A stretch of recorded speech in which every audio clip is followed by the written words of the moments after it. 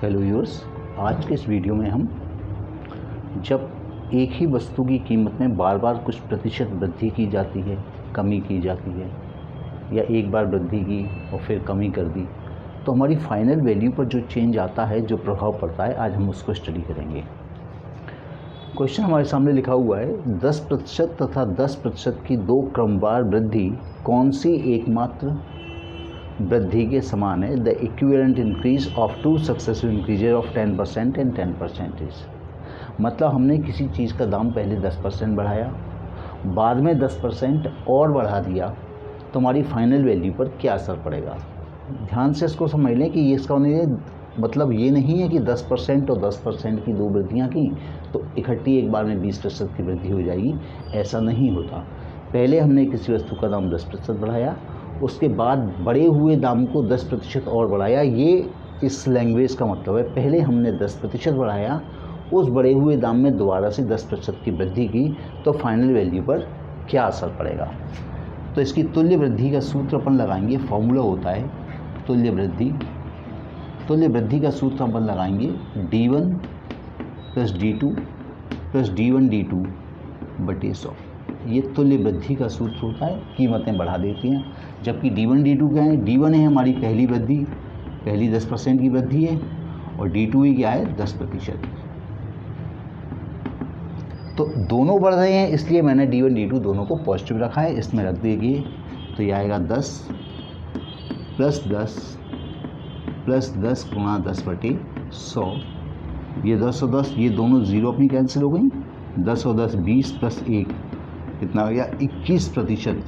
तो हम यदि किसी वस्तु के दाम में दो बार 10% की वृद्धि करते हैं, तो हम उसको एक ही बार में 21% बढ़ा दें, तो वही वैल्यू हमें मिल जाएगी जो दो बार 10% बढ़ाने के बाद प्राप्त हुई है।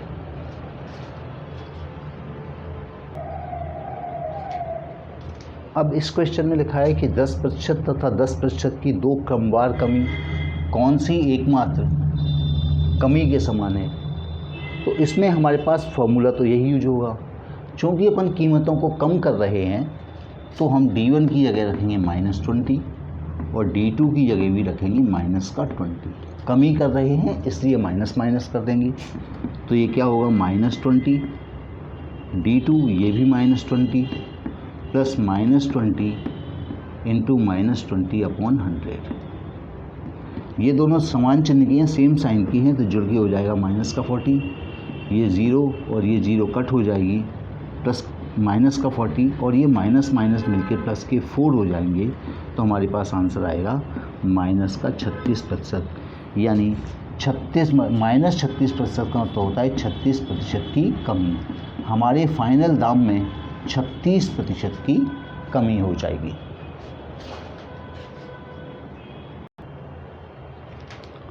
अब इसमें जो वर्ड प्रॉब्लम्स हो जाती हैं, जैसे किसी व्यक्ति के वेतन में पहले 20% और 10% की अगर हम दो इंक्रीज करते हैं, लगातार वृद्धियां करते हैं, तो उसकी नई आय पुरानी आय से कितना अधिक होगी? If the two successive increases of 10% and 20% and 10% is made in the salary of a man, by what percent his new income increases? तो फॉर्मूला वही लगाएंगे। क्या फॉर्मूला होता है? d1 plus d2 plus d1 d2/100। इस फॉर्मूले का use करेंगे। यहाँ दोनों चीज़ बढ़ रही हैं, तो d1 हो गया 20 और d2 हमारे लिए हो गया 10, तो इसे अपन ने रखा, ये हो गया 20 प्लस 10 प्लस 20 इंटू 10/100। ये दोनों ज़ीरो कैंसिल हो गया, ये आ गया 30। 20 और 10 को ऐड किया, 30 हो गया, 2 1 या 2 हो गया। उसके सैलरी में जो इंक्रीज होगा वो 32% होगा। ऐसा नहीं है कि अपन ने पहले 20% बढ़ाया और फिर 10% बढ़ाया तो नेट ग्रोथ 30% हो गई, ऐसा नहीं होता। फॉर्मूले के अकॉर्डिंग काम होता है, तो उसकी नई वृद्धि, नया वेतन पुराने वेतन से 32% अधिक हो जाएगा।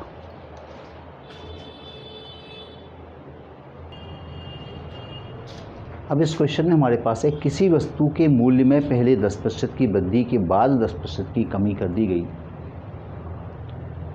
तो वस्तु के मूल्य पर क्या प्रभाव पड़ेगा? मतलब if the price of a commodity first rises by 10% and then decrease by 10%, find the net change। अंतिम मूल्य पर क्या प्रभाव पड़ेगा, अर्थात अंतिम मूल्य प्रारंभिक मूल्य की तुलना से कितना कम या कितना ज़्यादा होगा। तो हम इसका फॉर्मूला यूज़ करते हैं। फॉर्मूला क्या होता है, D1 plus D2 plus D1 D2 upon 100। अब यहाँ D1 D2 का सिलेक्शन कैसे करना है, देखिए अगर कीमत में वृद्धि हो रही है तो आप इसे प्लस का 10 रखेंगे, और अगर कीमत में कमी हो रही है तो दूसरे वाले को माइनस का रखेंगे। तो यहाँ पर रखेंगे 10 माइनस के 10 प्लस 10 इंटू माइनस 10 अपॉन 100। ये दोनों 10 प्लस माइनस के हैं तो कैंसिल हो गया, ये 1 से दोनों 0 कैंसिल हो गए, तो कितना बचा -1। -1% का मतलब होता है 1% की कमी।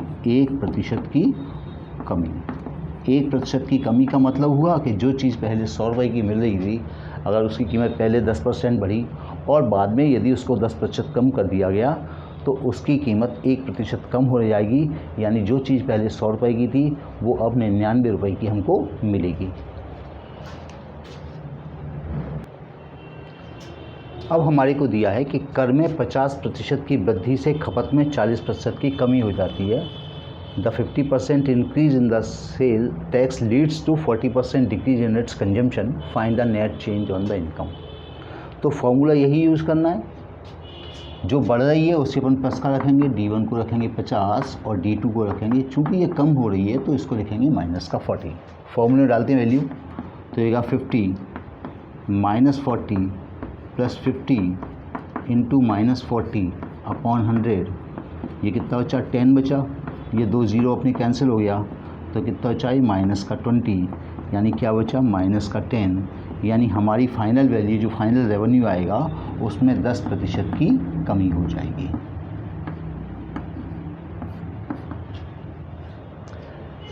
मैं आपको परसेंटेज बिल्कुल 0 लेवल से मैंने कराना स्टार्ट किया था।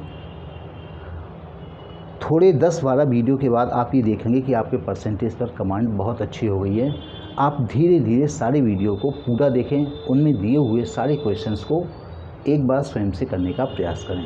आपके सारे टॉपिक्स परसेंटेज के कवर हो जाएंगे। इन्हीं 10-12 टाइप के क्वेश्चंस हमारे ज़्यादातर एग्जाम में पूछे जाते हैं। तो आप वीडियो को पूरा देखिए, हर चीज़ को समझकर फिर आगे बढ़िए।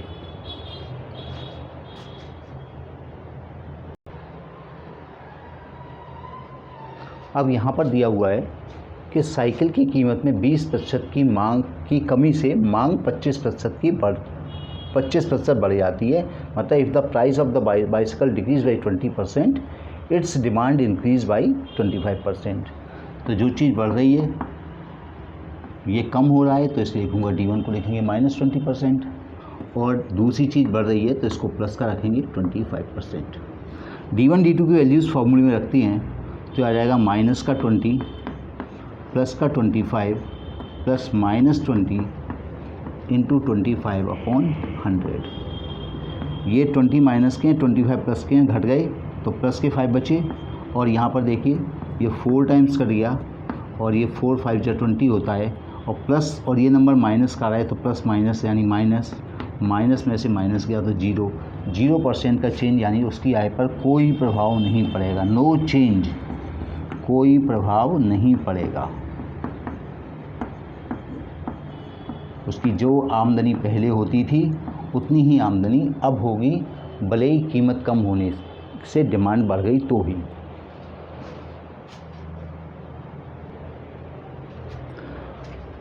अब यदि हमें 2 से ज़्यादा चेंज दिए हैं, 10% तथा 10% की 2 क्रमवार वृद्धि के बाद मूल्य में 10% की कमी कर देने से अंकित मूल्य पर क्या उसका अफेक्ट होगा, ये बताना है। यानी अब 3 बार हम चेंज कर रहे हैं। पहले बार 10% बढ़ाया, जो प्राइस आई उसे फिर 10% बढ़ाया, और उसके बाद जो प्राइस आई उसे हमने फिर 10% कम कर दिया। तो हमें बताना है कि फाइनल वैल्यू पर क्या असर पड़ेगा। After successive increase of 10% and 10%, the cost of an article decrease by 10%। यानी 2 बार तो मैंने 10-10 बढ़ाया, तो आप प्लस का 10 ये हो गया, 2 बार तो 10-10 बढ़ाया, एक बार अपन ने 10 को कम कर दिया। अब आप इनमें से किन्हीं भी 2 को D1 D2 चुन लीजिए। तो चलिए अपन इसे D1 ले लेते हैं, इसे D2 ले लेते हैं। तो नेट चेंज क्या आएगा, पहले अपन लगाया फॉर्मूला लगाया D1 plus D2 plus D1 D2 upon 100। पहले दोनों को 10 10 रखा तो 10 प्लस 10 इंटू 10 अपॉन 100, ये 100 से 100 कैंसिल होकर 1 बचेगा, ये आ जाएगा 20 प्लस 1 यानी क्या आ गया 21%। तो यहाँ तो ये पॉजिटिव चेंज आया, वस्तु की कीमत 21% बढ़ गई। अब हमने ये 10% छोड़ दिया था और इन दोनों को जब कंबाइन किया तो 21% हो गया। तो हम 21% में और माइनस के 10% में दोबारा से फॉर्मूला लगा देते हैं, D1 plus D2 plus D1 into D2 upon 100। तो ये होगा 20 minus 10 plus 20 into minus 10 upon 100। ये माइनस का 10 है, माइनस 10 अपॉन 100। ये तो 10 बचेगा, 20 में से माइनस हो गया 10 तो 10 बचा। ये दोनों ज़ीरो हमारे पास कैंसिल हो गई और प्लस माइनस माइनस हो गया, तो क्या बचा 8%। अब 8 कैसा आ रहा है, पॉजिटिव आ रहा है, तो इसकी अंतिम मूल्य पर क्या प्रभाव पड़ेगा, अंतिम मूल्य 8% बढ़ जाएगा। अब आपके दिमाग में प्रश्न हो सकता है कि अगर मैं इन दोनों को D1 D2 चूज़ कर लेता, बिल्कुल कोई अंतर नहीं आता। अगर आप इन दोनों को D1 D2 लेने के बाद फाइनली फिर इसके साथ डील करते उसको, तो भी आपका आंसर यही निकलता।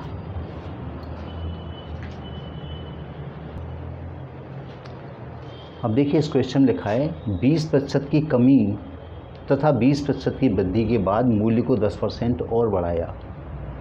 The price of an article decrease by 20% and then increase by 20% and 10%। Find the effect on the price.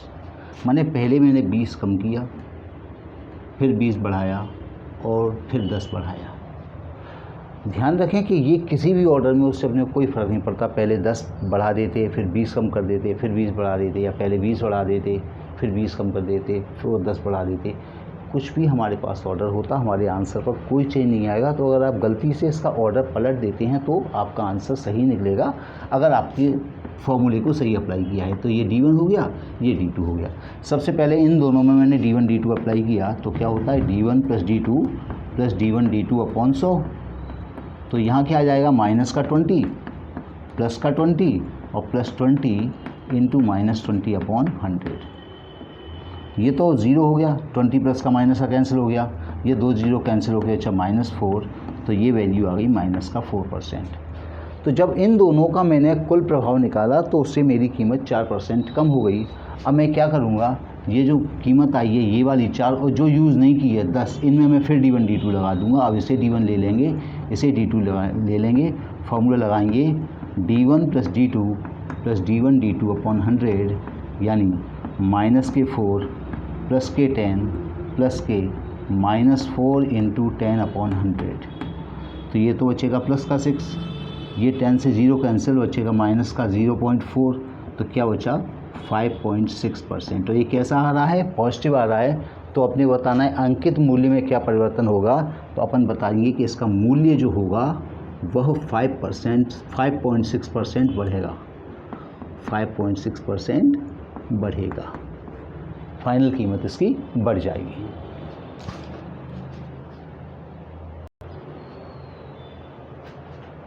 अब देखिए यहाँ लिखा है किसी वस्तु के मूल्य में पहले 20% तथा 20% की दो क्रमागत वृद्धि के बाद 20% तथा 20% की क्रमागत कमी की गई। After successive increase of 20% and 20% the successive decrease of 20% and 20% is made. तो 2-4 चीज़ें बार किया, पहले 20% बढ़ाया, फिर 20 बढ़ाया, फिर 20 कम किया और फिर 20 कम किया। तो अब हमें बताना है कि फाइनल वैल्यू पर क्या असर पड़ेगा। तो ऐसा करते हैं, अब अपने कोई क्वेश्चन पूछा है तो अपन इन दोनों का एक पेयर बना लेते हैं। इनमें इसको D1 ले लेंगे, इसको D2 ले लेंगे, और ऐसे ही इनका इसको D1 ले लेंगे, इसको D2 ले गए, और दोनों में सेपरेट फार्मूला लगाएंगे। तो जब इन दोनों में फार्मूला लगाएंगे D1 plus D2 plus D1 D2 upon 100, तो ये क्या आ जाएगा 20 प्लस 20 प्लस 20 इंटू 20 अपॉन 100, यह आ जाएगा 40 प्लस 4, यानी ये वैल्यू तो आ गई 44%। ये तो इन दोनों के 20% बढ़ाने से वैल्यू अपनी जो कॉस्ट थी वो 44% बढ़ गई। अगर इसको लगाते हैं D1 D2 तो -D1 माइनस D2, फॉर्मूला नहीं लिख रहा हूँ मैं, अब आपकी प्रैक्टिस इतनी हो चुकी है। D1 इंटू D2 अपॉन 100, ये कितना बचा -40, पर ये प्लस का 4 हो जाएगा। ये कितना बचा माइनस का 36। दोनों बार बढ़ाया तो 44% कीमत बढ़ गई, जब 2 बार कम किए तो कीमत 36% कम हो गई। अब अपन इन दोनों को D1 D2 लेंगे, इसको D1 लेंगे, इसको फिर एक नया D2 लेंगे और नेट चेंज निकाल देंगे।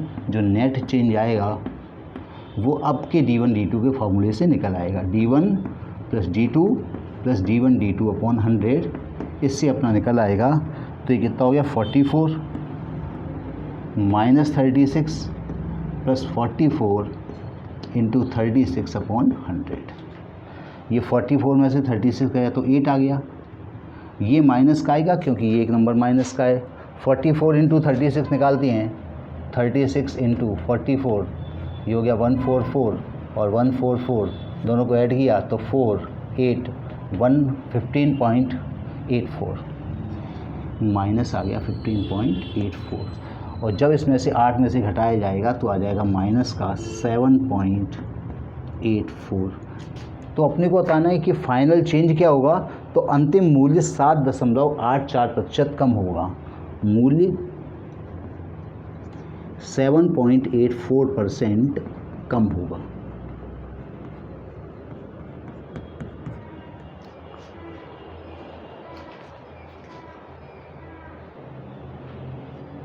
अब यहाँ भी दिया हुआ है कि पहले 10% और 10%, पहले 10% इंक्रीज़ किया फिर 10% बढ़ा दिया, दोबारा से फिर 10% कम किया और 10% बढ़ा दिया। तो हमारी फाइनल वैल्यू पर क्या प्रभाव पड़ेगा। तो पहले 10% की वृद्धि यानी ये 10 का है, दोबारा 10% की कमी तो ये माइनस का है, ये दोनों हो गए। फिर 10% की कमी की तो ये माइनस का है और ये 10 प्लस का है क्योंकि वृद्धि होती है। अब हमारे पास 4 वैल्यू हैं तो हम क्या करते हैं, इसमें D1 और इसमें D2 वाला फॉर्मूला लगा देते हैं। तो यहाँ से जो चेंज आएगा वो कितना चेंज आएगा। अब मैं फार्मूला नहीं लिखता हूँ, सीधे करूँगा। D1 plus D2 plus D1 into D2, ये माइनस का 10 है, अपॉन 100, ये तो 0 हो गया, ये माइनस का 1 बचा, यानी यहाँ से तो -1% का चेंज आया। ऐसे ही इन दोनों में एक D1 D2 लगाते हैं तो -10 प्लस का 10 प्लस -10 इंटू प्लस 10 अपॉन 100, ये 0 हो गया, ये -1 बचा, ये भी कितना हो गया -1। अभी मैंने बताया था कि आप चाहे इसको D1 माने, इसको D2 माने, या इसे D1 माने, इसे D2 माने, इससे आपके आंसर पर कोई चेंज नहीं आएगा। तो हम किसी को भी पहले कर सकते हैं। चूँकि ये दोनों नंबर सेम थे और ये दोनों भी सेम थे तो मुझे दोबारा से इसको करना ही नहीं था, बता देना था कि ये -1% है तो ये भी -1% होगा। पर आपकी प्रैक्टिस के लिए अब दोबारा से क्या करते हैं अपन, ये D1 इसे फिर ले लेते हैं, इसे D2 ले लेते हैं, और अब जो परिवर्तन आएगा वो इन चारों का इकट्ठा परिवर्तन आएगा, यानी इसमें जो नेट चेंज आएगा वो अब क्या आ जाएगा। दोबारा D1 प्लस D2 लगाया तो -1, D1 -1, D2 -1 plus -1 into -1 upon 100, ये हो गया माइनस का 2 और ये हो गया ये हो गया 0.01, और 2 में से 0.01 घटाएंगे तो आ जाएगा माइनस का 1.99, यानी 1.99% की कमी हमारे अंतिम वैल्यू में हो जाएगी। तो आपने इस वीडियो में देखा हमने किस प्रकार से 2 परसेंटेजेस को आपस में 2, 3, 4 परसेंटेजेस तक अपन ने क्वेश्चन किए। इतने ही क्वेश्चन इसी लेवल तक के आए हैं। अगर इसके आगे के भी आते हैं तो आप इसी पैटर्न को दोबारा एक बार और फॉलो कर दें। अब मान लो 5 होते तो आपने ये निकाल दिया, इसके बाद उस 5वां दिया होता उसको D1 D2 में दोबारा से रख के हम वैल्यू निकाल देते हैं। तो इस प्रकार से जब 2 बार परसेंटेज में 3 बार या 4 बार सक्सेसिव चेंज किया जाता है तो हमने देखा कि फाइनल चेंज किस प्रकार से निकालते हैं। आपको मेरी वीडियो पसंद आती हैं तो उन्हें लाइक करें, सब्सक्राइब करें और शेयर करें। Thanks for watching.